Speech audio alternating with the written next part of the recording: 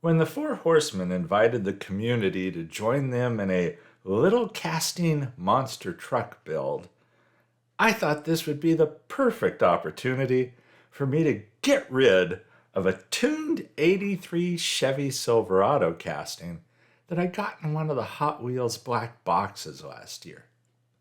See, I'm not a big fan of the tuned castings.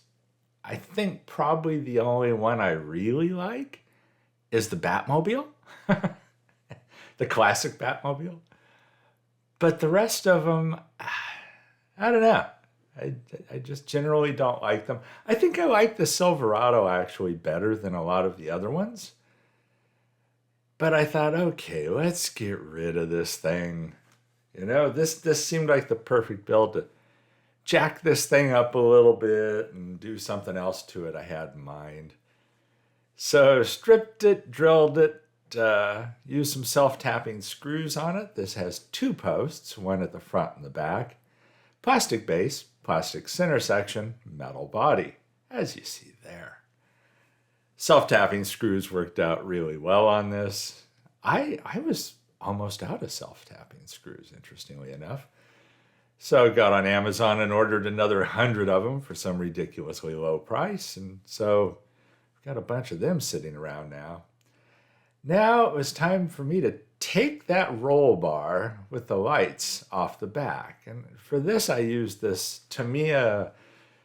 It's a real interesting tool. It's like a thin, super thin blade. And don't do this. Yeah, I'm cutting the wrong way. I know, but I'm going really slowly. But this fine knife works really well. And I need to do a short video on this thing.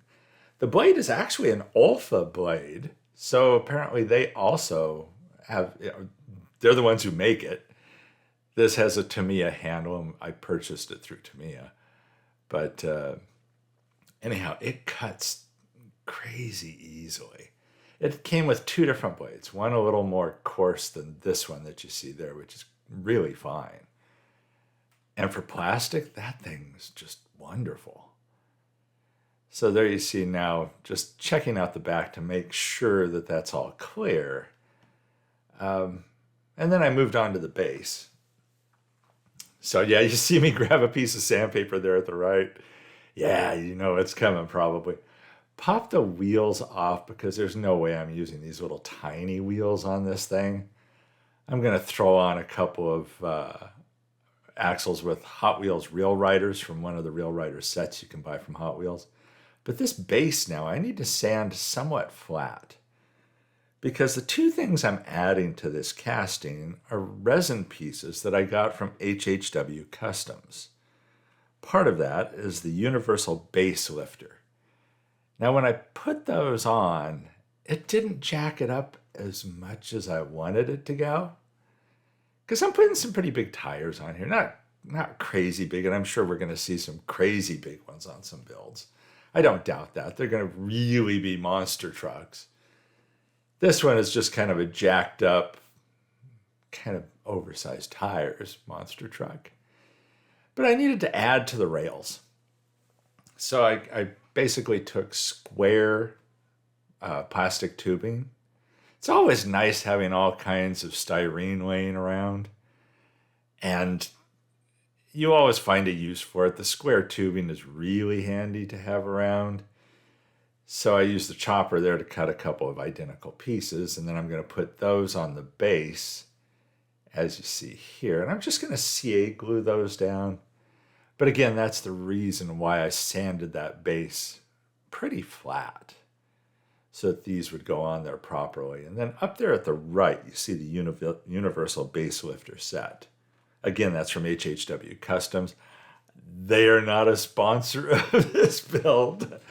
I paid for these parts, and I've paid for a lot of parts from there because I'm really happy with the stuff that Hayden produces. I really like, to be honest about the resin pieces, I like how clean they are when I get them. Sometimes you'll get pieces and they're still on the sprues. And sometimes sprues, for lack of a better way of describing it, they still have these supports on them from when they were 3D printed. some of those supports on some pieces I've purchased from other places are really heavy. And when I try to delicately cut them off, they actually will crack the piece. There you see the other piece I got, which is, surprisingly enough, he sells a tuned Silverado camper shell. Well, I couldn't resist that because I'm thinking back to monster trucks like, I don't know, Gravedigger. Stuff like that comes to mind. And I thought, well, what's something closed on the back that I can put a decal on? Yeah, we're going to hit this thing with decals. You knew that was coming, right? I just CA glue this piece on, making sure I face it the right way so that the windows are proper. And even though I'm not showing windows on this thing, this thing's going to be wrapped. So I had an idea for what I wanted to call this thing too. So that was part of what I was doing here. So I put that camper shell on the back with CA glue. I do CA glue it on the inside too off camera. Then it was time to put the lifts onto those rails. And you see the axle I've thrown through there. That's just for alignment purposes. I threw that through the original holes in the axle to give me something to eyeball when I CA glue these lift pieces down. And as it turns out, one of the lift pieces I do need to sand down the ends a little bit because it extends a little too far. A little too far in that it extends farther than those rails that I've made, and I want it to look properly. But throwing the axle through there really helped me, even though it doesn't look like it here because of the angle of the camera, but it really helped me line up the lift kit when I went to install it. Made it a lot easier to eyeball rather than tilting it back and forth or looking from side to side. I could just do it straight from the top like this. And the CA glue holds the resin stuff to the styrene. Great. Just pop that in place. And I think this is the piece that you see extends farther than the rails to have the alignment that I want. It's funny how the camera angle looks really jacked from here. But it is actually, the holes are lining up with where that axle is.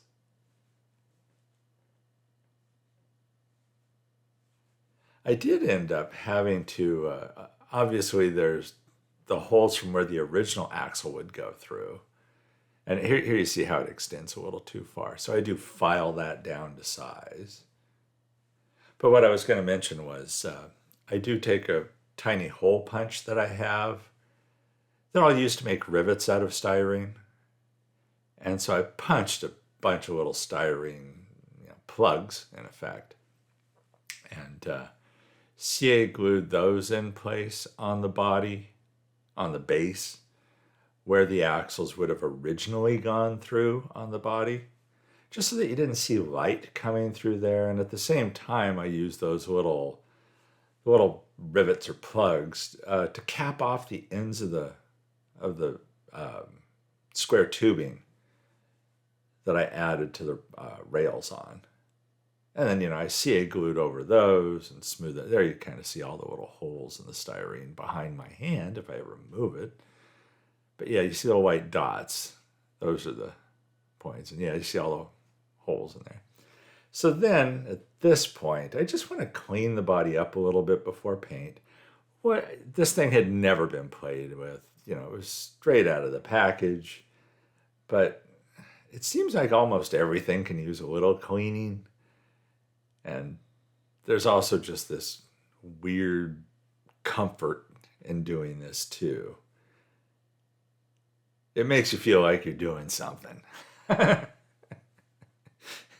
Maybe you're not, but at least you think you are. You think you're making it better.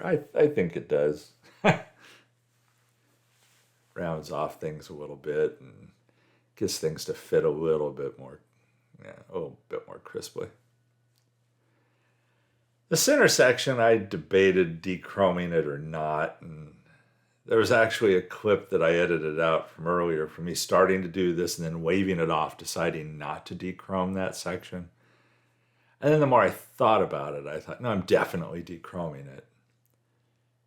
I wanted the interior to be black anyway, didn't want to paint that. And I used the chrome aluminum at the right on the body. There's the marshmallow color shot paint I used for the white, and then once the decals were on, I went over all of that with the clear sealer. Here you see the body after it's been painted white, and there you see the name of the build, which, if you saw the thumbnail for this video, you're already aware of.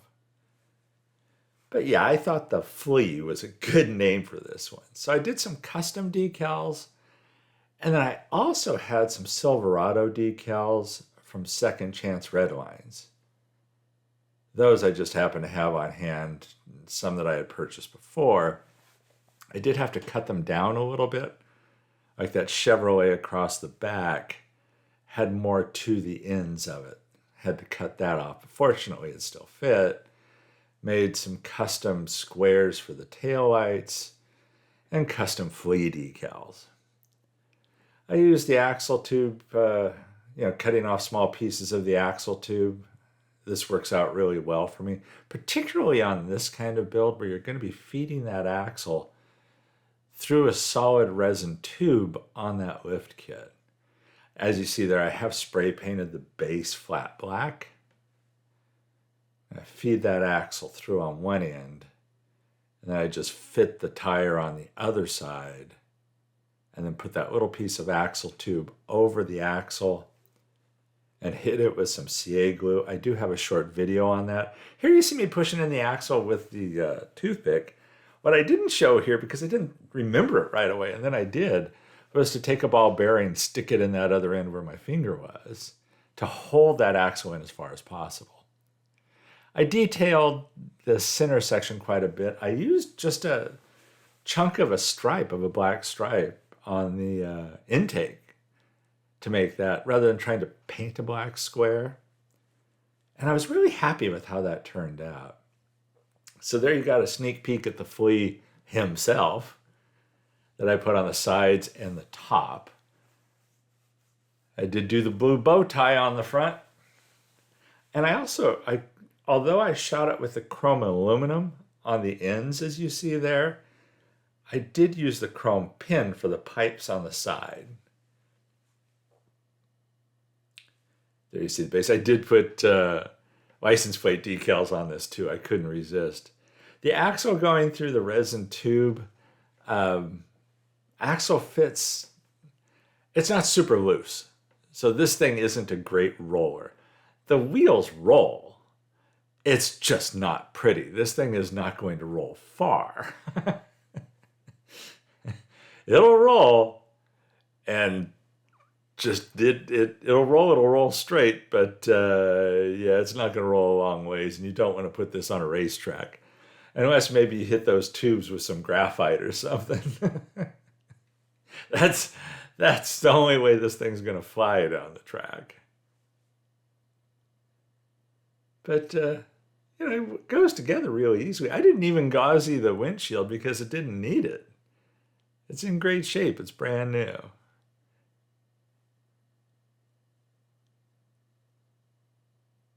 So yeah, you see the wheels turn.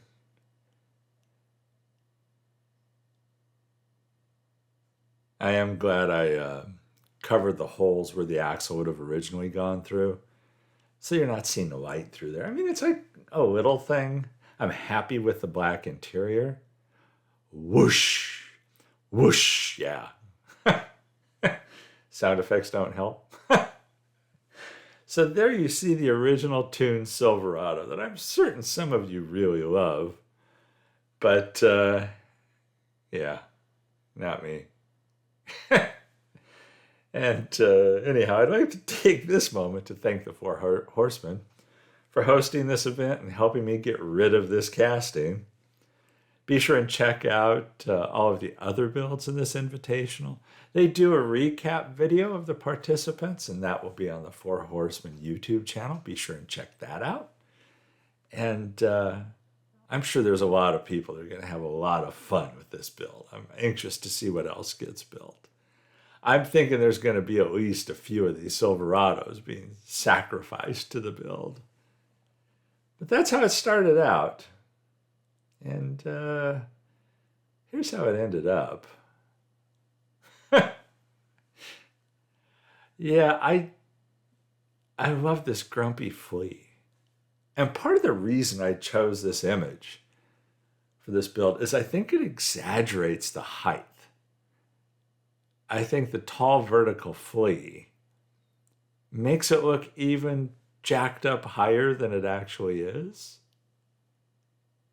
So I hope you like this build. I had fun doing it. And there's some glamour shots coming up. Everybody, thanks for watching. Stay safe and healthy out there. And I'll catch you in the next one.